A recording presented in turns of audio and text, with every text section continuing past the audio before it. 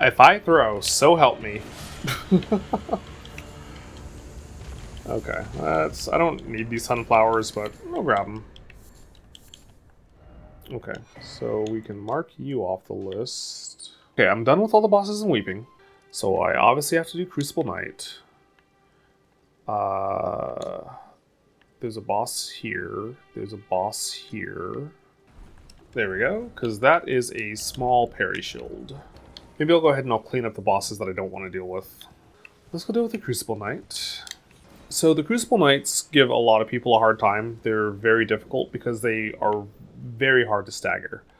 However, and I'm very out of practice, so we'll see, but they are easy to parry if you don't play silly like I have. Oh, we're going to be here a while.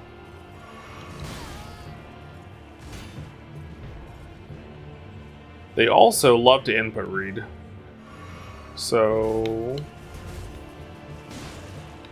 like, if you ever feel like bosses in Elden Ring just happen to attack the moment you heal, it's because they're programmed to.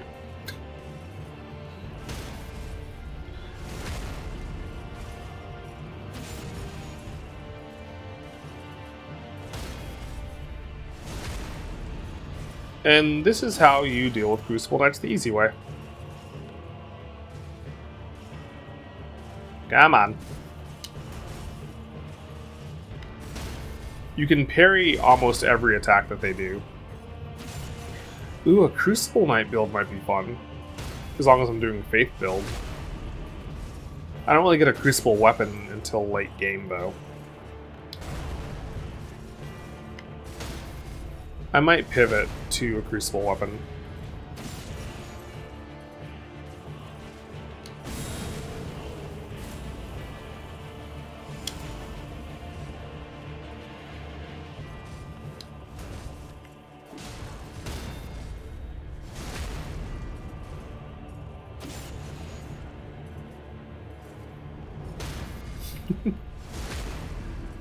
Yeah, for those that don't know, the reason why I specifically wanted a small shield is that the parry window... I think you can parry that move. Oh dear, oh dear, oh dear, oh dear, oh dear, oh dear, oh dear. Let's just put a little bit of distance. Like, it's a lot... The bigger your shield is, the harder it is to parry. Oops. I don't know why. I don't know why I tapped L1 instead of R2, or L1 instead of L2. Like that parry that I just threw, I tapped L1 to parry for some reason. I can't even blame it on Sekiro. It's been like a year since I played Sekiro.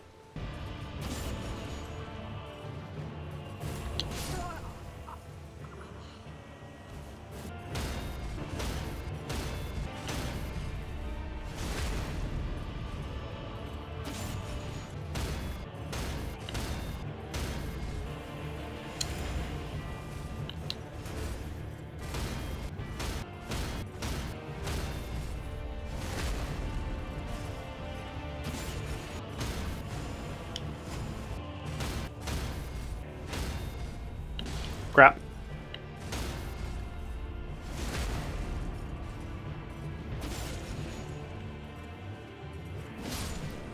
And good night.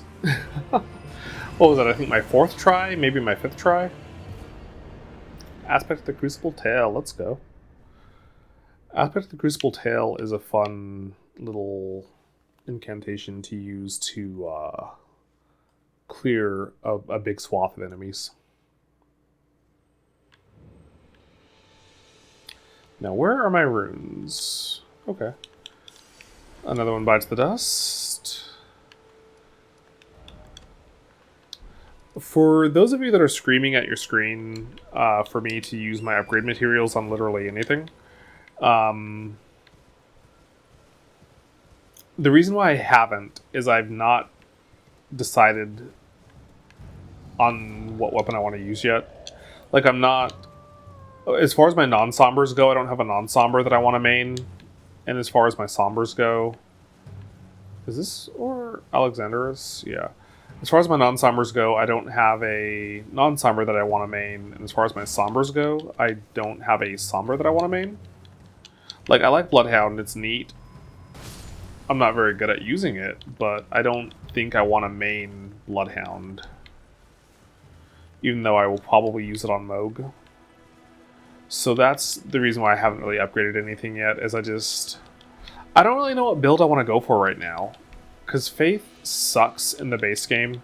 Like, darn near everything has Faith resistance in the base game. As far as major boss fights go. But I'm kind of thinking maybe a Sacred Sword build might be fun. I would have to circle back to Blythe's area. But a Sacred Sword build might be fun.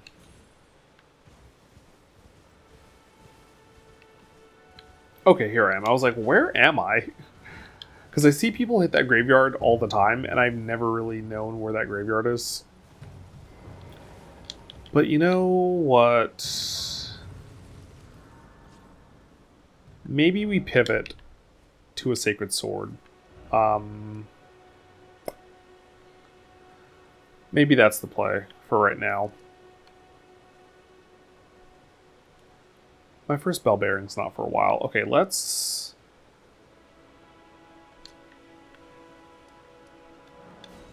pivot real quick. Because I would like to at least get a weapon online.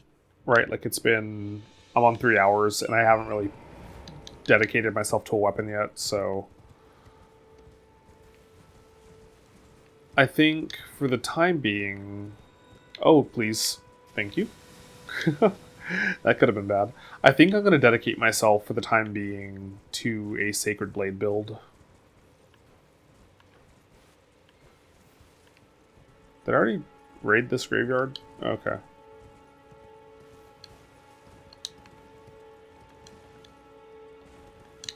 So there's a Trina Lily down here.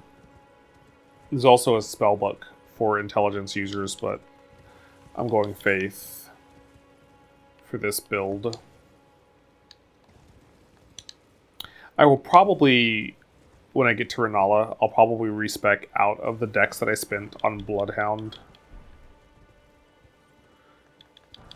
I'm trying to think, like, what's a good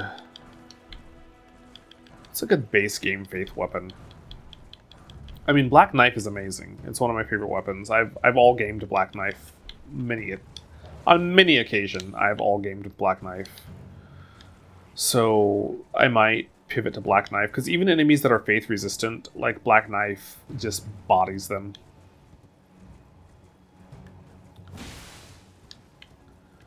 But the other thing I'm thinking of, you know what, as long as I'm over here, I may as well go ahead and get the Talisman half, too.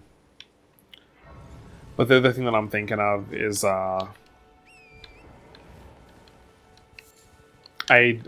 want to try to avoid, and maybe, you know what, it's old for me but new for you, in so much as me playing this. So maybe, I was going to say, I'm trying to avoid builds that I normally play. And the Doot Doot build is pretty amazing, even with the nerfs.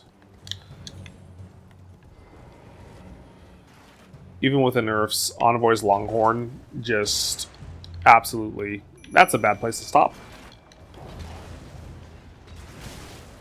On account of those barrels explode.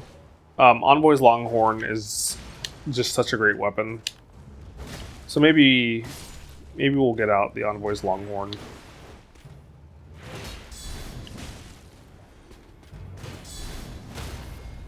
Kinda wish I had my square off sword.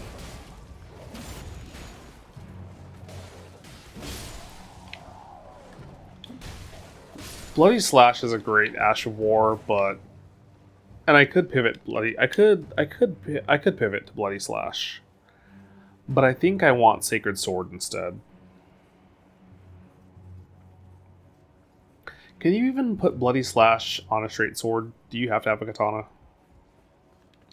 Just to satisfy my curiosity, I'm going to check. Sometimes if you jump up here, you can teleport out. Okay. Yeah, just to sate my curiosity, I want to see if I can put Bloody Slash. I don't want to focus. I don't want to lose my square off sword, is the thing. Although I'm going to lose my square off sword, regardless, I guess.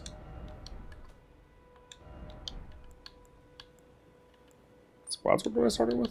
Oh, you can put Bloody Slash on the broadsword. Neat. Okay. I just always associate it with katanas, probably because of Rivers of Blood.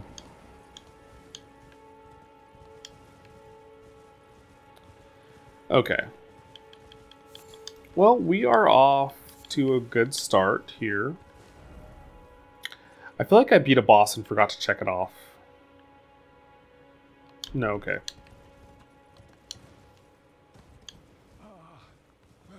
Hello. I think you sell Trina Lilies, maybe?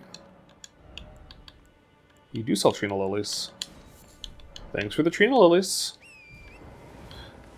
What am I doing? It is nice of me to stop by again. Money, please. Now, if you'll excuse me. I've got some crystal tears to get. Then we will swing by Blythe's Ruins and get some more, not a mushroom. We'll swing by Blythe's Ruins and get some more Trina Lilies. Because you can never have enough Trina Lilies. Hi, Blythe. Just gonna, excuse me. Sorry. So please get down. Okay. It's interesting how many rune bears you find surrounded by Trina Lilies. Okay, I only have one talisman pouch right now. Ow! Rude. Okay. Let's swing on down and get the map fragment. And then there's a side of grace that I want. So for anybody that wants to farm the materials to make gold pickle foul feet, you want this side of grace over here. Oh, that's not good. That's not good at all. Oh god. That is all bad. Okay. Anywho, you want this side of grace over here. Because not only does this put you by Roa fruit, which is one of the materials, you need Roa fruit, golden fireflies, and foul feet. Pickled foul feet, whatever. So the Roa fruit's everywhere, but you have easy access to some of them over here. You can ride on down here and just grab like a ton of gold fireflies from around here. And then you just go back and hit the side of grace and come back. Grab some Roa fruit while you're at it. And then the item that I felt was like harder to get, so I didn't before. We'll deal with Kenneth Height later. I like to clear out Godric before I talk to Kenneth Height, just so I can streamline that quest a little bit. And I must remind myself I'm not allowed to teleport to Caelid because I'm doing this region locked. So no early Caelid for me. And typically when you region lock, you do what's kind of like the natural progression. So, like, I could pivot once I clear Limegrave and go to Caelid, but typically the order that you go in... Let's do this. Typically the order that you go in is that you clear Limegrave and Weeping, then you clear Liurnia, then you clear Caelid, and then you clear Altus. And then it's pretty just linear from there. Okay, let's mix my Wondrous Physic. Yeah.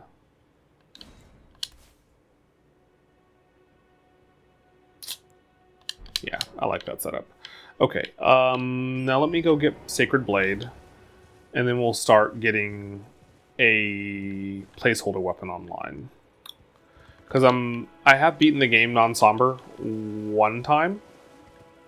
I don't remember what non-somber. I think the crusher hammer is what I used, which is one of my favorite weapons in the game.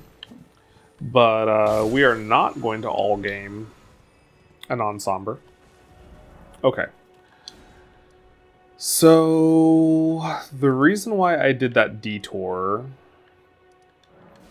is because the boss that I'm going to go deal with is weak against Holy. So I wanted to go ahead and get Sacred Blade online.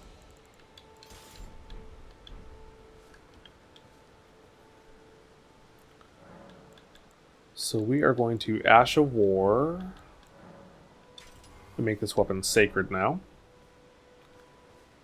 And if you wanted to kind of like take some of the... Oh, hold on. Let's do this so I remember to come back here. If you wanted to kind of take some of the sting of how poor Faith performs in the base game out, I could have just added that Ash of War without making the weapon sacred, but I mean, you may as well lean into it. I don't know if I picked up any better armor yet. If not, I might deal harshly with our friend so I can get his armor.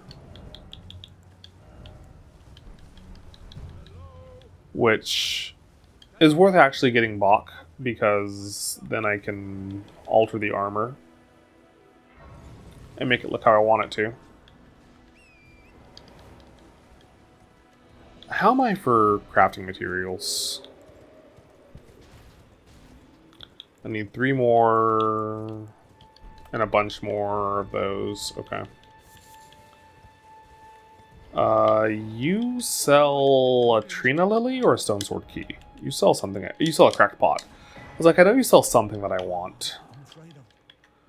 Don't you be afraid or sorry for anything, friend. Oh, also, since we're not sequence breaking, we can go meet D. Normally, I've already gone to Round Table, so D's not here anymore. There's no mistake, is there? Death has left its mark once again. That's interesting. I don't think I ever really made the connection that looks like Noble Regalia. Ah, a tarnished are you? Tarnished, yeah.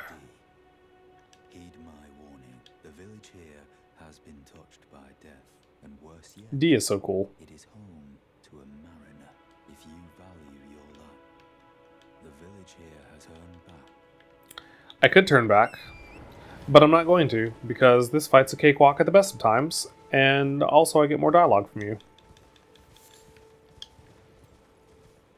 So I will point out something kind of neato after this fight. But that's D. And he's also one of my favorite NPCs. Elden Ring is just so full of great NPCs.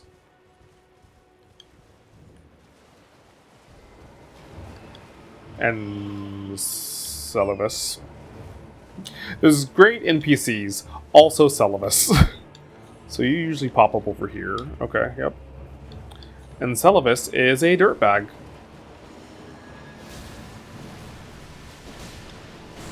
So, for anybody who doesn't know, like, you couldn't really see it because I did it at point blank range, but Sacred Blade, you throw out this, like, holy arc from your sword, but then it also imbues your sword with faith magic, so you do extra damage, like faith damage.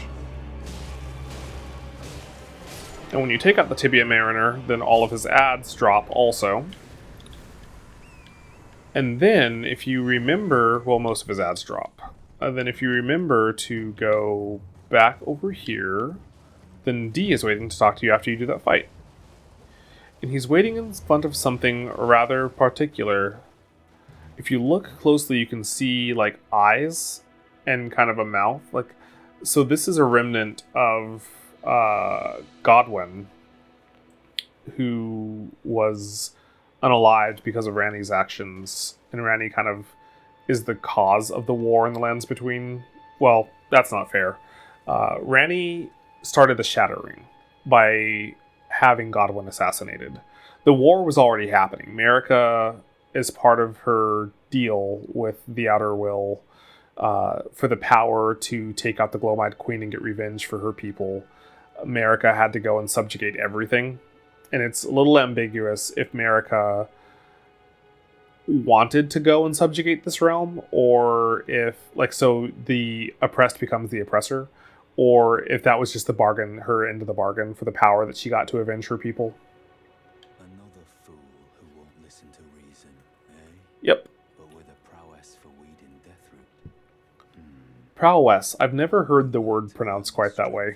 Beasts, if you're inclined to hunt more of those who So you get this dialogue regardless, but on the beast himself. What say you? this is just a way to get this dialogue early. I've marked the location. And I feel like most people, I have a matter. I spotted the mark of the centipede. which is what he calls that Ill-omened behind us symbol here. that should not be. Someone or something that must. I think that's all he has to say. The Yeah. map will lead you. So that centipede dialogue I don't think you get otherwise, but the rest of the dialogue you get. And I feel like most people probably sequence break Dee's quest line because it's a very easy quest to miss. Do I have enough stone sword keys? Cool. So I may as well go back and level up this weapon a little bit. I would love to go ahead and take out Godric so I can have, or not Godric, Morgot, whichever name he goes by first, so that I can get another talisman pouch. But let's see. So I can't go any further here. This would violate the region lock because this would put me to Caleb. Let me go ahead and mark that I've done that, though. Let's go back and see Kale and level up my sword a little bit. Actually, before we go see Kale, let's go get some more upgrade materials, and then I'll upgrade my sword. Where am I? I want to be over here, actually. Yeah. Yeah. So we're going to go get some more upgrade materials, and we're going to upgrade our sword. And then we are going to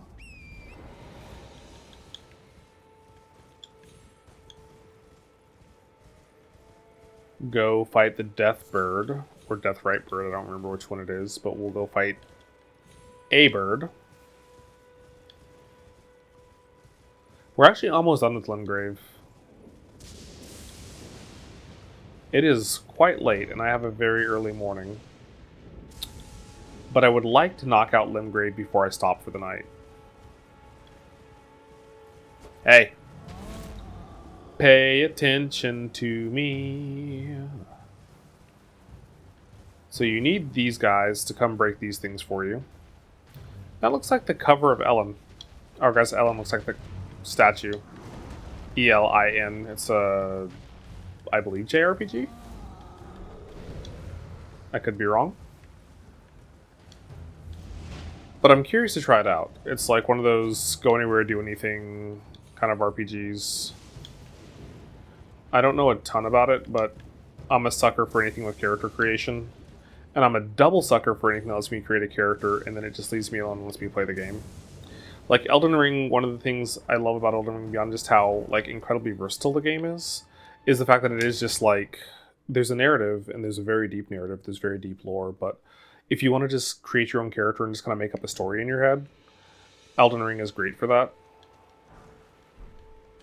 Okay, so I can only upgrade my sword, I think, 3 times here. Yeah, okay. And I can't go any further until I get to Round Table Hold. But that's fine. Because what we're going to do is we will go deal with the Death Bird. I want to try to, you know what, we'll probably go ahead and just clean up everything. And then we'll go fight Godric. Like, we're not Godric, Margit first? I don't know. We will clean up everything else. And that way, it's just a straight line. Take out, you know, Margit and Godric, and then move on to Liurnia. Or Weeping, I mean Liurnia. Lord.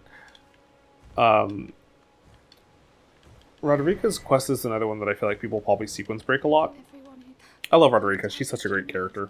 She's also probably a princess. She's nobility of some kind.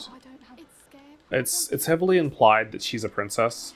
So the red hood that she's wearing is noble raiment, and she mentions having come here with like a contingency of soldiers that were meant to protect her on her journey. Like she, like you, was on the road to become the Lord, and you can find a memento in Godric's castle that further confirms, and then her crimson regalia, you can find a blue version of her regalia that makes the point of stating that it's royal regalia. So Rodrika is a princess from a far off land, and she came here and had her entire army just get wiped out. And she was terrified by what she saw, because it wasn't just a massacre, right? They also got grafted. So she was terrified, and she runs away and she hides in this shack. And she's basically just waiting to pluck up the courage to go out and die the final death. But if you go and you get the memento from the castle, then she will realize that she's carrying all this guilt and self-loathing, but her people love her and they don't bear her any ill will in death. And that kind of allows Rodrika to forgive herself. Like, she'll move on regardless of whether you do her questline or not. But if you do her questline, you get that little added touch of her knowing she wasn't resented by her people and knowing that she was forgiven for not being enough. Which is sweet, I think, to give her that closure. Plus you get a golden seed out of it that you can get regardless, but it's just nice to give her that closure. Yeah, see how powerful this is? See how much nicer it would have been if I had actually gotten a weapon online when I fought the other one? Which is also part of why I didn't, because it kind of turns on easy mode for this fight. Which is fine, again. But it's like, after 1600 hours, I kind of, look for ways to challenge myself more. So I kind of do things to make it a little bit harder on myself. Again, not that I'm all that, but, 1600 hours, I've kind of seen everything the game has to offer. So I will kind of do things to make it harder on myself as a result. Okay, so that's that. I have the two bosses down here still. And then I have this putz that I hate to fight. And then I think these three are all that I have left, right? Like, yeah, okay, well let me go do this fight, because I hate this fight so much. I hate all the Elamir fights because I'm not good at them. Okay. I believe I need to exhaust all of your dialogue first. So this is Bernal. And Bernal will eventually betray you. He has a skill that I want that he's not going to sell me here. Okay. Well, I guess I'll let him live then, because I want a skill that he offers, but I don't think he offers it until I join Volcano Manor or take him out. Let's just go ahead and get no skill. And now he should disappear. Nope, he's still there. Okay. Well, let me go ahead and spin my runes real quick.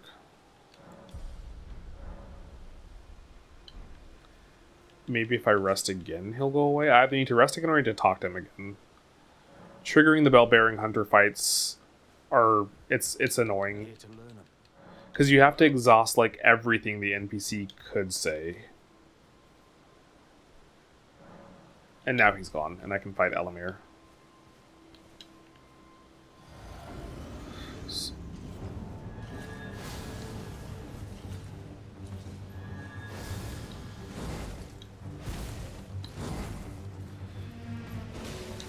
Yeah, I just have a really hard time dodging Eleanor's moves.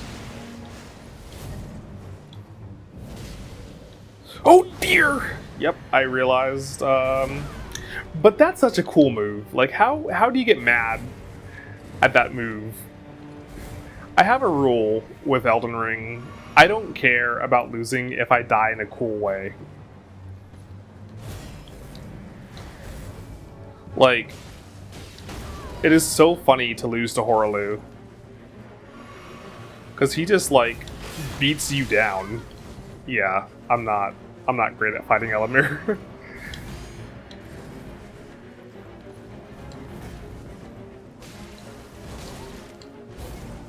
And he's probably a boss that you can parry, actually. Oh my gosh, I'm tired.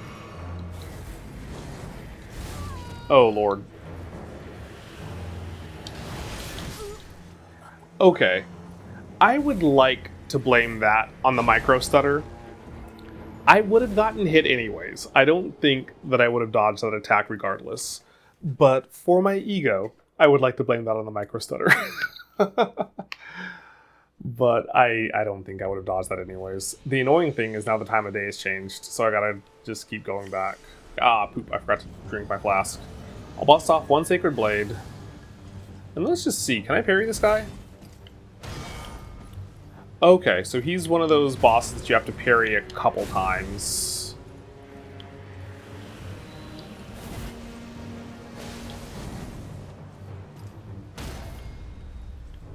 Yeah, there's a few bosses that you have to, like, parry 2 or 3 times in a row to actually parry them.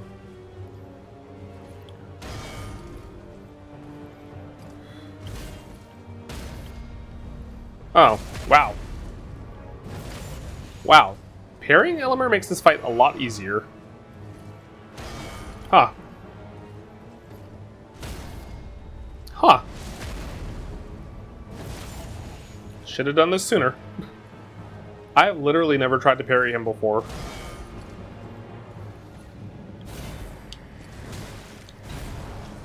I wish I had known. Oh wow, and that is a very forgiving window for you missing parries. Oh my goodness. I had no idea